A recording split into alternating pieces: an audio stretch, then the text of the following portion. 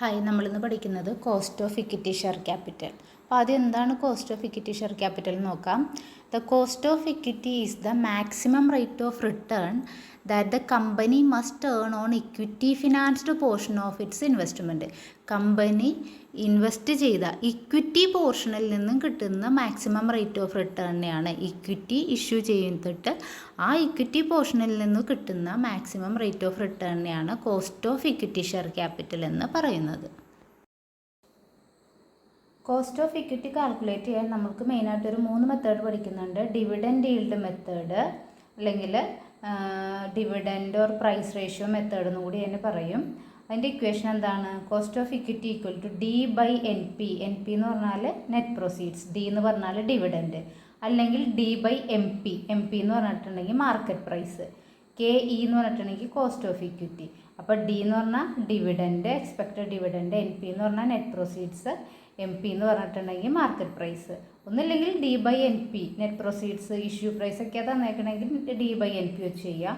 Market പ്രൈസാണ് തന്നേക്കണമെങ്കിൽ D by M P വെച്ച് ചെയ്യുക. രണ്ടും തന്നിട്ടുണ്ടെങ്കിൽ എന്താണ് ക്വസ്റ്റ്യനിൽ പറഞ്ഞിരിക്കുന്നത് അത് വെച്ച് ചെയ്യാം. അപ്പോൾ നമുക്കൊരു പ്രോബ്ലം നോക്കാം. A company issues 1000 equity shares of 100 each at a premium of 10%.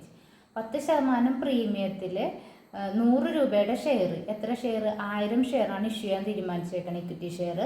Company has been paying 20% dividend to equity shareholders. Equity ഷെയർ ഹോൾഡേഴ്സിന് 20% ഡിവിഡൻഡ് കൊടുക്കാൻ കമ്പനി തീരുമാനിച്ചു.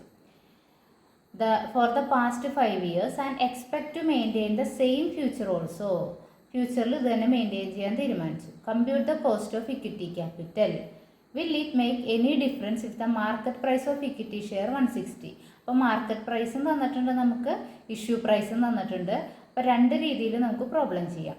നമ്മുടെ ഇക്വേഷൻ എന്തായിരുന്നു? Cost of equity equal to D by N P. D എന്താ? Dividend. 100 രൂപയ്ക്ക് 20% dividend. 100 രൂപയാണ് അതിൻ്റെ ഫേസ് വാല്യൂ. അപ്പോൾ ഫേസ് വാല്യൂവിൻ്റെ 20% ഡിവിഡൻഡ് എന്ന് പറയുമ്പോൾ 100 × 20% 20 രൂപ. അപ്പോൾ ഡി എത്രയാണ്? 20 ബൈ 100 രൂപയുടെ ഷെയർ 10% പ്രീമിയത്തിലാണ് വിൽക്കുന്നത്. അതായത് 10% കൂട്ടി വിറ്റു എന്ന് പറഞ്ഞതിൻ്റെ അർത്ഥം എന്താ? 100ൻ്റെ 10% കൂട്ടി വിറ്റു. അതായത് 100ൻ്റെ 10% എത്രയാണ്? 10 രൂപ. അപ്പോൾ 100ൻ്റെ ഷെയർ എത്ര രൂപയ്ക്കായിരിക്കും വിറ്റേക്കണേ? 110 രൂപയ്ക്ക്. 10% കൂടുതലല്ലേ വിറ്റേക്കണേ. അപ്പോൾ 100ൻ്റെ 10% 10 രൂപ. അപ്പോൾ പുതിയ വില എന്തായിരിക്കും? പ്രീമിയം വില എന്തായിരിക്കും? 100 + 10 110. അപ്പോൾ നമ്മുടെ എൻ പി 110. അപ്പോൾ 20/110 ഇൻറ്റു നമ്മളെപ്പോഴും പെർസെൻറ്റേജിലേക്ക് ആക്കുക. അതിന് വേണ്ടി ഇൻറ്റു 100 ചെയ്യുക. അപ്പോൾ നമ്മുടെ കോസ്റ്റ് ഓഫ് ഇക്വിറ്റി എത്രയാണ്? 18.18%. ഇനി ഡി ബൈ എം പി വെച്ച് ചെയ്യുക. ഡി ഇത് തന്നെ 20 രൂപ തന്നെ.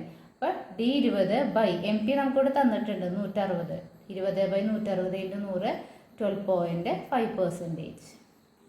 Dividend yield plus growth in dividend method. രണ്ടാമത്തെ മെത്തേഡാണ് dividend yield plus growth in dividend method. അതിൻ്റെ equation cost of new equity equal to, new equity കാണാൻ D1 by N P plus G. Cost of existing equity, D1 എന്ന് വെച്ചാൽ D തന്നെ, D by M P plus G. അപ്പോൾ ഇത് തന്നെയാണ് എല്ലാത്തിലെയും equation ഏകദേശം വരണത്. അപ്പോൾ നമുക്ക് പ്രോബ്ലത്തിലേക്ക് കടക്കാം. ഇപ്പോൾ ക്വസ്റ്റ്യൻ നോക്കിയേ. A company plans to issue 1000 new shares of 100 each at par. 1000 new share ആണ് കമ്പനിക്കുള്ളത്, ഇഷ്യൂ ചെയ്യാൻ തീരുമാനിച്ചേക്കണത്. The flotation cost are expected 5% of share price. അപ്പോൾ ഷെയർ പ്രൈസിൻ്റെ 5% ചിലവ് വരും. ഷെയർ പ്രൈസ് 100 ആണ്. 100ൻ്റെ 5% എന്ന് പറഞ്ഞാൽ 5 രൂപ. Company pays dividend 10 per share, dividend 10. Growth rate 5%. Compute cost of new equity share. New equity ഷെയറിൻ്റെ കോസ്റ്റ് കാൽക്കുലേറ്റ് ചെയ്യാണ് ആദ്യത്തെ മെത്തേഡ്. രണ്ടാമത്തെ ചോദിച്ചേക്കുന്നത് if the current market price of equity share 150 ആണെങ്കിൽ cost of existing share capital. അപ്പം new എന്ന് കാണണം, നമ്മൾ എക്സിസ്റ്റിംഗും കാണണം. അപ്പോൾ ആദ്യം ന്യൂ ക്യാപിറ്റലിൻ്റെ കാണാം. കോസ്റ്റ് ഓഫ് ഇക്വിറ്റി എന്താണ്? D by N P plus G. D എത്രയാണ്? 10 എന്ന് തന്നിട്ടുണ്ട്. എൻ പി അപ്പോൾ എന്തായിരിക്കും? 100 രൂപയുടെ ഷെയർ 5 രൂപ നമ്മൾ പറഞ്ഞു ഫ്ലോട്ടേഷൻ കോസ്റ്റ് വരുന്നുണ്ടെന്ന്. അപ്പോൾ 100ൽ നിന്ന് 5 കുറയ്ക്കുക 95 പ്ലസ് 5%. 5% എന്ന് പറഞ്ഞാൽ 5/100. 5/100 എന്ന് പറഞ്ഞാൽ എന്താണ്? 0.05. ഫ്ലോട്ടേഷൻ പ്രൈസ് കാൽക്കുലേറ്റ് ചെയ്യണമൊക്കെ ഞാനിവിടെ കൊടുത്തിട്ടുണ്ട് സൈഡിൽ. 100 × 5/100 = 5. ഇനി ഇവിടെ നോക്കിയപ്പോൾ ഇക്വേഷൻ അപ്ലൈ ചെയ്യാം. 10/100ൽ നിന്ന് 5 കുറച്ചാൽ 95 പ്ലസ് 5/100 എന്ന് പറഞ്ഞാൽ 0.05. അപ്പോൾ അത് രണ്ടും കൂടി ആഡ് ചെയ്യുമ്പോൾ എന്ത് കിട്ടും? 0.1553 എന്ന് കിട്ടും. നമ്മളതിനെ എന്തിലേക്ക് ആക്കണം? പെർസെൻറ്റേജിലേക്ക് ആക്കണം. അപ്പോൾ 15 × 100 ചെയ്യണം. അപ്പോൾ 15.53% എന്ന് കിട്ടും. ഇനി രണ്ടാമത്തെ കേസിൽ നമ്മൾ എക്സിസ്റ്റിംഗ് ഷെയറിൻ്റെയാണ് കണ്ടുപിടിക്കാൻ പറഞ്ഞേക്കണം. അപ്പോൾ ഇക്വേഷൻ എന്താണ്? D/MP + G. അപ്പോൾ D ഇവിടെ 10 നമുക്കറിയാം. MP നമുക്ക് 150 തന്നിട്ടുണ്ട്, പ്ലസ് G 5/100. അപ്പോൾ നമുക്ക് എങ്ങനെ കിട്ടും? 10/150 എന്ന് പറയുമ്പോൾ 0.0667 വരും, പ്ലസ് 0.05. 5/100 എന്ന് പറയുമ്പോൾ 0.05. ദാറ്റ് ഈസ് ഈക്വൽ ടു 0.1167 എന്ന് വരും. ഇൻറ്റു 100 ചെയ്യുമ്പോൾ 11.67% എന്ന് വരും.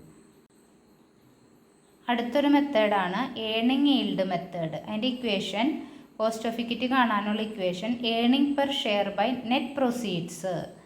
അപ്പോൾ ഈ ഏണിംഗ് പെർ ഷെയറിനെയാണ് EPS എന്ന് പറയുന്നത്. ഇനി EPS കണ്ടുപിടിക്കുന്നത് എങ്ങനെയാണ്? Earnings divided by number of shares. അപ്പോൾ നമുക്ക് എന്ത് കിട്ടും? EPS കിട്ടും. അതേപോലെ തന്നെ cost of equity capital, existing equity എന്തായിരിക്കും? EPS/MP. അത് മറ്റേതിൽ നമ്മൾ D/MP ചെയ്ത് കൊടുത്ത് ഇവിടെ EPS/MPയും EPS/NPയും ആണ് ഏണിംഗ് ഈൽഡ് മെത്തേഡിൽ നമ്മൾ കാൽക്കുലേറ്റ് ചെയ്യേണ്ടത്. അടുത്ത ക്വസ്റ്റ്യൻ നോക്കാം. A firm is considering an expenditure of 60 lakhs for expanding its operation. The relevant information are as follows. Number of existing equity shares 10 ലക്ഷം, market value 60, net earnings 90 lakhs. Compute the cost of existing equity share capital and new equity share capital assuming that new shares will be issued at a price 52 per share and cost of new issue will be 2 per share. അപ്പോൾ പുതിയ share issue ചെയ്യണത് 52 രൂപ, cost of new issue 2 ആണെന്ന് assume ചെയ്തിട്ട് വേണം നമ്മൾ എന്ത് calculate ചെയ്യാൻ? ന്യൂ ഷെയറിൻ്റെ കോസ്റ്റ് ഓഫ് ഇക്വിറ്റി കാൽക്കുലേറ്റ് ചെയ്യാൻ. അപ്പോൾ 2 ഇക്വേഷനാണ് നമ്മൾ പഠിക്കുന്നത്. കോസ്റ്റ് ഓഫ് ന്യൂ ഷെയർ ആണ് കാൽക്കുലേറ്റ് ചെയ്യണത് എങ്കിൽ എന്താണ്? Earnings per share by net proceeds. Then cost of existing equity ക്യാപിറ്റലാണ് കാൽക്കുലേറ്റ് ചെയ്യണമെങ്കിൽ earning per share by market price. അപ്പോൾ നമുക്ക് ആദ്യം തന്നെ എക്സിസ്റ്റിംഗ് ഇക്വിറ്റി ഷെയർ ക്യാപിറ്റലിൻ്റെ ചെയ്യാം. അപ്പോൾ എന്താണ് എക്സിസ്റ്റിംഗ് ഇക്വിറ്റി ആണെങ്കിൽ? EPS എന്ന് പറഞ്ഞാൽ എന്താണ്? Net earnings divided by number of shares. Earnings by number of shares ആണ് നമ്മൾ ഏർണിംഗ് പെർ ഷെയർ കണ്ടുപിടിക്കുന്നത്.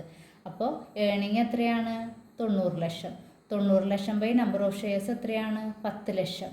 10 ലക്ഷം ഈക്വൽ ടു 9. അപ്പോൾ ഏർണിംഗ് പെർ ഷെയർ നമുക്ക് എത്ര കിട്ടി? 9 കിട്ടി. ഇനി കോസ്റ്റ് ഓഫ് ഇക്വിറ്റി കാണാനുള്ള ഇക്വേഷൻ എന്താണ്?